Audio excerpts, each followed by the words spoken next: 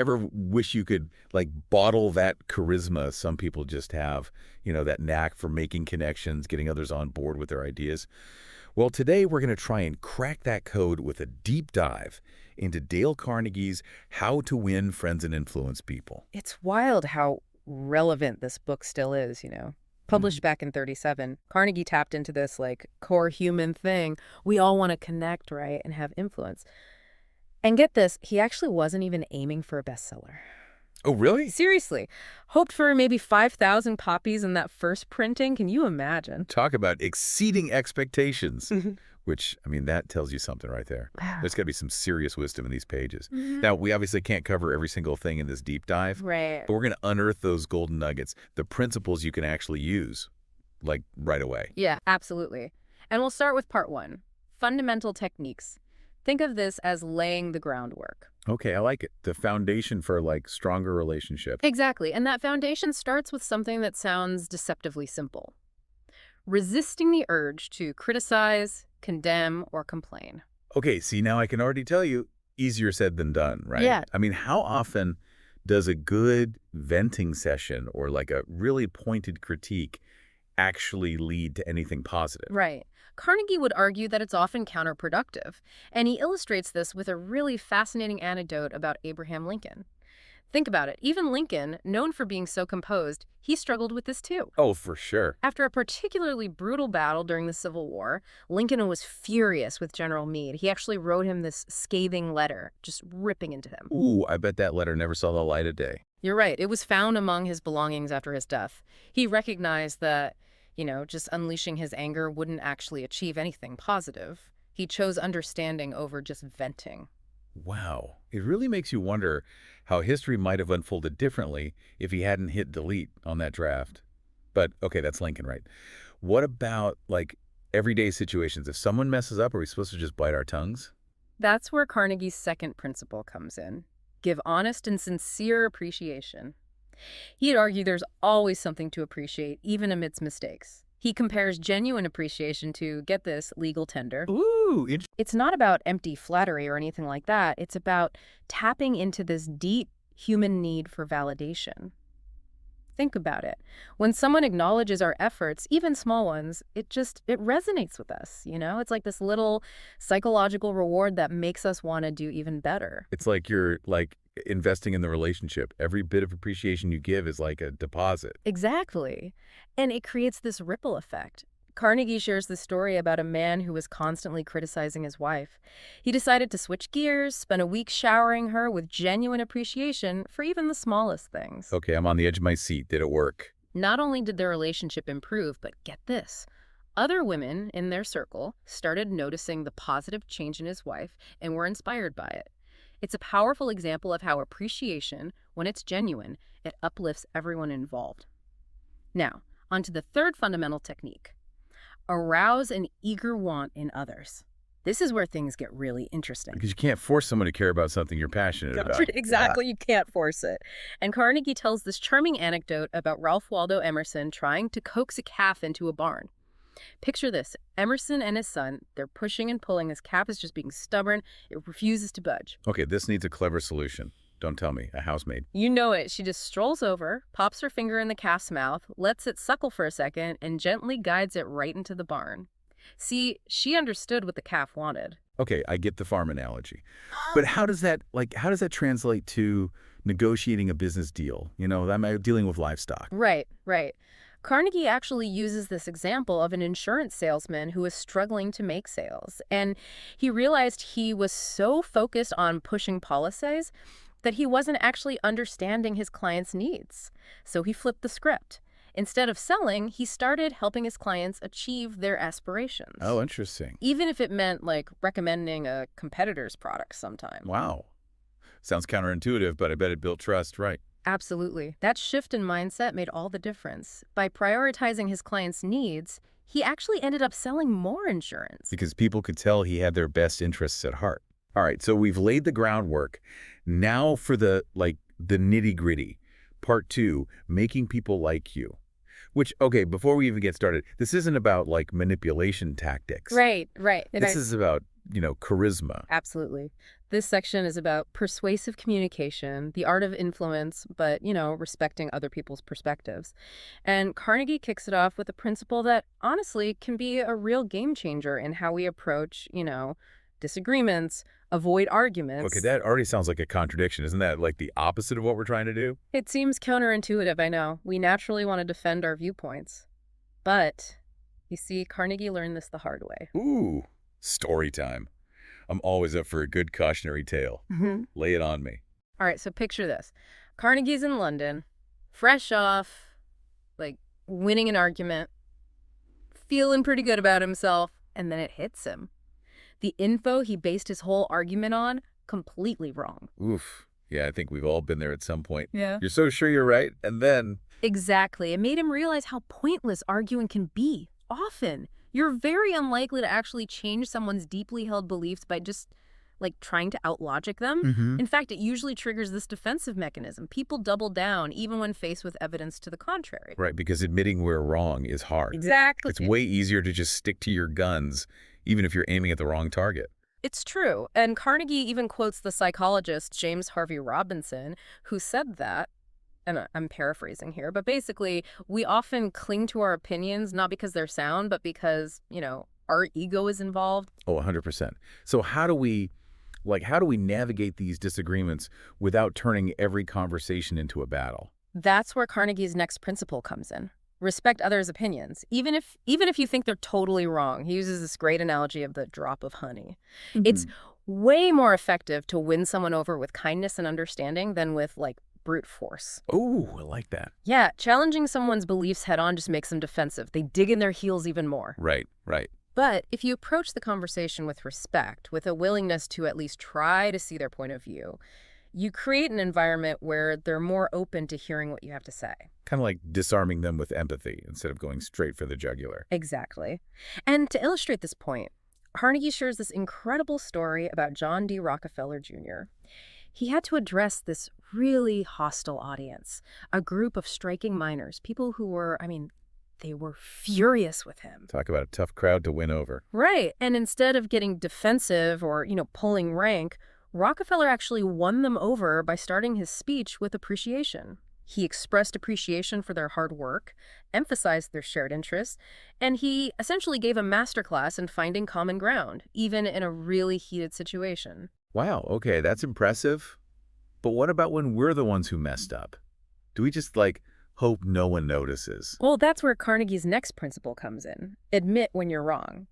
He says it's crucial to own up to our mistakes quickly and emphatically. And actually, he tells this funny story about himself. He made this geographical error on a radio broadcast. Oh, no. Yeah, he placed Louisa May Alcott's home in the wrong state. Oh, in the age of the internet, that is. I know, right? Immediate social media shaming. Exactly, and he was bombarded with angry messages. But instead of getting defensive, he just publicly apologized. And what's amazing is the person who wrote him the most scathing letter actually ended up apologizing to him for being so harsh. Wow.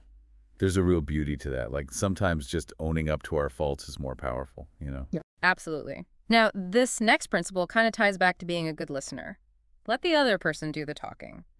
Carnegie argues that people are way more likely to embrace an idea if they feel like they came to the conclusion themselves. Right. It's that aha moment. You figured it out. It wasn't just handed to you. Precisely. He tells this great story about a bank manager who is about to refuse service to this really difficult customer. But instead of arguing, he just let the man vent. And get this. By the end of the conversation, the customer had actually convinced himself that the bank was right. That's like next level Jedi mind tricks. Right. It's about guiding the conversation, not dictating it. I love it. And that leads perfectly into the next principle. Let others feel the idea is theirs. Carnegie noticed we're just way more invested in things we feel we've discovered ourselves. That feeling of ownership makes it more valuable.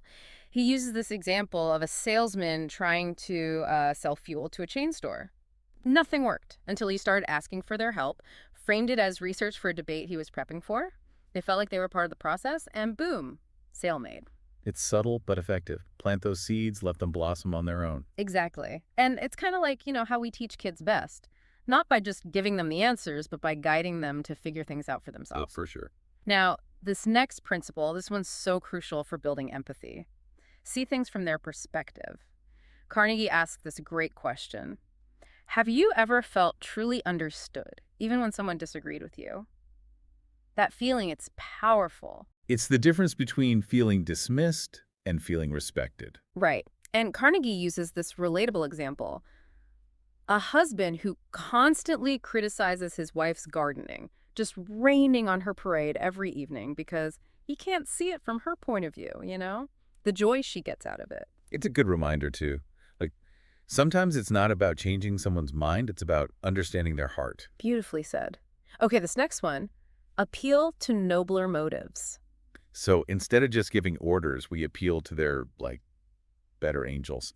Make them feel good about doing what we need them to do. Yes, exactly. He gives this example. Imagine you need someone to clean the stockroom, right? Instead of just being like, go clean this, you could say, hey, I'm having some important clients in tomorrow, and I'd love to show them how organized and efficient our stockroom is. Your work here would really make a great impression. Appealing to their pride. I love it. Right. And that actually ties in really well with the next principle, dramatize your ideas. Oh, I like that. It's like, don't just tell me, show me.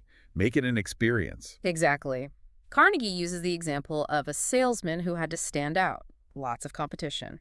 Instead of a boring old presentation, he brought props, showed his product in action, compared it to the competitors, turned his pitch into this whole engaging thing. It's like turning a lecture into a magic show. There you go. And finally, we reach our last principle, throw down a challenge. Carnegie knew that as humans, we often rise to the occasion when challenged. He tells the story of Theodore Roosevelt actually being, taunted into running for president by someone who basically said he didn't have the guts. Yeah. And that lit a fire under him, He was like, oh yeah, watch this. And it reminds me, sometimes we all need that extra push. For sure, that little spark of challenge to really, unlock our potential. Absolutely. And with that, Carnegie leaves us with this powerful question. What challenges are WE capable of overcoming if we dare to try? Okay, so we've prepped for the main event, right? Yeah. Now comes the main event, part 3, winning others to your way of thinking. And just to be clear, we're not talking about manipulating people. Right. No Jedi mind tricks or anything. This is about persuasive communication. It's about influencing others ethically. And Carnegie, he kicks off this section with the principle that honestly can be a game changer. Avoid arguments. See, now that sounds kind of counterintuitive. Isn't that the opposite of what we're trying to do? If you want to win someone to your way of thinking. I know, right? It seems counterintuitive. But Carnegie, he actually learned this the hard way. Uh-oh. Okay, hit me with it. What happened? So picture this. Carnegie's in London. He's just totally nailed this argument, feeling pretty smug about himself. And then it hits him. Oh. The info he based his entire argument on, totally wrong. Oof. Yikes. Been there. It was a humbling moment for him, for sure, and it made him realize how pointless arguing can be. You're not going to change someone's deeply held beliefs by just out-logicking them, you know? Right. In fact, it usually just makes them dig in even more. They double down, even when you've got evidence staring them right in the face. Right, because admitting you're wrong is tough. On the ego. Way easier to just, stick to your guns, even if you're, shooting at the wrong target completely. Exactly. Carnegie even quotes this psychologist, James Harvey Robinson, who said, and I'm paraphrasing, but he basically said, we often cling to our opinions, not because they're, correct, but because our ego's involved. 100%. So how do we, navigate disagreements then? If we're not supposed to argue? How do we get our point across without it turning into a whole thing? That's where Carnegie's next principle is so key. Respect others' opinions, even if you think they're totally off base. He uses this great analogy of a drop of honey. Basically, it's way more effective to win someone over with kindness, with understanding, than with brute force. Oh, I like that. Because if you come at someone guns blazing, challenging their beliefs head on, it just triggers that defensiveness. They're going to dig in their heels even more. But if you approach it with respect, a willingness to at least try to see their point of view, you're creating this space where they're much more open to hearing what you have to say. Yeah. Disarming them with empathy. Exactly. And one of the best examples of this is the story Carnegie tells about John D. Rockefeller Jr. So Rockefeller, he had to give this speech to this incredibly hostile audience, a group of striking miners. I mean, they were furious with him. Ooh, yeah, tough crowd. Right. But instead of getting all defensive or pulling rank, Rockefeller actually won them over. He started his speech with appreciation for their hard work, emphasized what they had in common. It's a masterclass in finding that common ground, even when, things are super tense. Wow, that's impressive. Okay, what about when we're the ones who messed up, though? Like, do you just hope nobody noticed? Well, that's where Carnegie's next principle is super handy. Admit when you're wrong. He's big on owning up to your mistakes, quickly and emphatically. He even tells this funny story about himself. He made a mistake on a radio broadcast, a geographical error. Oh, no. Yeah, he placed Louisa May Alcott's house in the wrong state. Oh, wow. In the age of, like, the internet. I know. Instant social media shaming. Exactly. And of course, people let him have it, tons of angry messages. But instead of getting defensive, he just publicly apologized. And get this. The person who wrote him the most scathing letter, they actually ended up apologizing to him for being so harsh. Wow. Talk about, like, a lesson in humility, right? Right. So powerful. Okay, this next principle actually kind of ties back to being a good listener. Let the other person do the talking. Carnegie argued that people are just way more likely to embrace an idea if they feel like they arrived at the conclusion on their own. It's like that moment, the light bulb. Exactly. He tells this great story about this bank manager who was ready to, kick this difficult customer out, but instead of arguing, he just let the guy rant and rave. And the crazy thing is, by the end, the customer had actually convinced himself that the bank was in the right. It's like reverse psychology almost. Right. It's about steering, guiding, not forcing, which leads perfectly to the next principle. Yeah. Let others feel like the idea is theirs. Carnegie, he was really onto something here. We are so much more invested in things we feel we've discovered on our own. Oh, for sure. It's that sense of ownership. So he gives this example of the salesman trying to sell fuel to a chain store. Nothing's working. And then he shifts gears. He starts asking for their help. He frames it as research for a debate he's prepping for. Ooh, I like that. And suddenly, they're invested. They feel like they're part of this process. Boom, sale made. It's like that subtle art of, like, planting the seeds, letting them grow organically. Exactly. And it reminds me, it's kind of how we teach kids best, right? Not just handing them the answers, but guiding them to, to figure things out themselves. 100%. Now, this next principle is so important for building that real empathy and understanding. See things from their perspective. Carnegie asks this great question. Have you ever felt truly understood, even by someone who ultimately disagreed with you? Yes. That feeling, it's powerful. It's night and day. Feeling dismissed versus, feeling respected. Exactly. And to illustrate this, Carnegie tells this very relatable story of this husband who's constantly criticizing his wife's gardening. Just raining on her parade every night because he can't see it from her point of view, the joy she gets out of it. It's such a good reminder that sometimes it's not even about, like, changing the other person's mind. It's just about understanding their heart. Beautifully said. Okay, this next one. Appeal to nobler motives. Okay. So instead of just barking orders or, trying to force your will on someone, you appeal to, their better nature. So instead of do this, it's do this because it would be the kind and helpful thing to do, something like that. Exactly. He uses this example. Let's say you need someone to clean the stockroom. Instead of just being like, clean the stockroom, you could say, hey, I'm having these important clients in tomorrow. I'd love to show them how organized and efficient our stockroom is. Your work here would really make a good impression. I love that. You're making them feel like they're contributing to something, Yeah, exactly. And that actually ties in really well with the next principle, which is dramatize your ideas. Ooh, okay. So don't just tell me, show me. Exactly. Carnegie uses this example of a salesman trying to, rise above the competition. Instead of just this dry presentation, he brought props. He showed his product in action, compared it to the competitors, turned it into this engaging thing. Turned his pitch into, like, a performance. Yeah. I like it. Right. And finally, we come to the last principle. Throw down a challenge.